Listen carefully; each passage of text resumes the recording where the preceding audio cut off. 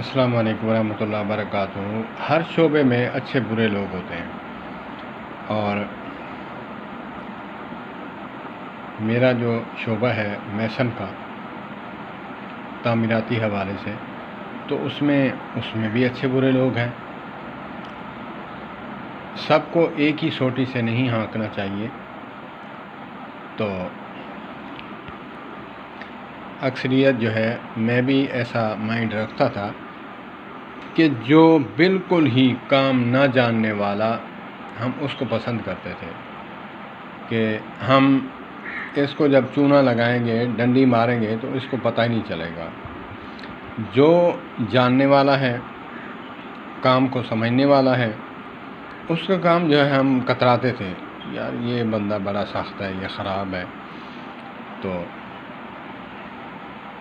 جب مجھے پتہ چلا کہ ان چیزوں کو، ان خامیوں کو، ہماری خامیاں ہیں، ان کو ہم دور کرنا چاہیے۔ کوئی بندہ خراب نہیں ہوتا۔ جو مالک پیسے بھرتا ہے تو وہ اپنی چیز تو اچھی بنوائے گا۔ تو جب یہ باتیں سمجھ آئیں نا، اور استاد کی تربیت بھی تھی، تو پھر اپنے آپ کو سمجھانے کی کوشش کی کہ جو کسٹمر ہوتا ہے، اس کو جو ہے کام کروانا ہوتا ہے، تو اس کا رائٹ بنتا ہے کہ وہ بولے۔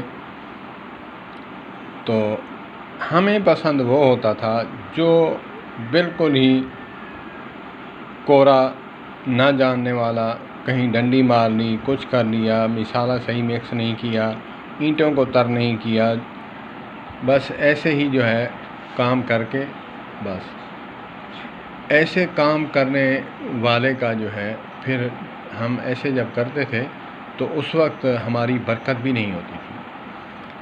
جب میں نے سوچا کہ مالک کی خیر خواہی اتنی تو کرنی چاہیے جتنا بندہ دیہڑی لیتا ہے، تو پھر اللہ پاک نے برکت ایسی ڈالی کہ اس پیسے میں، پیسہ تھوڑا ہوتا ہے، برکت کا مطلب ہے اس پہ شکر ادا کر کے، خوش رہ کر، پھر اس میں اللہ کے اوپر راضی رہتا ہے۔ تو برکت جو ہے، پیسہ کم ہو لیکن اس میں برکت ہو، تو یہ اللہ پاک کی نعمت ہے۔ اللہ پاک سب کو ایسا کام کرنے کی توفیق عطا فرمائے۔ جس شعبے میں بھی ہیں، ہر شعبے میں جو ہے اچھے برے لوگ ہیں۔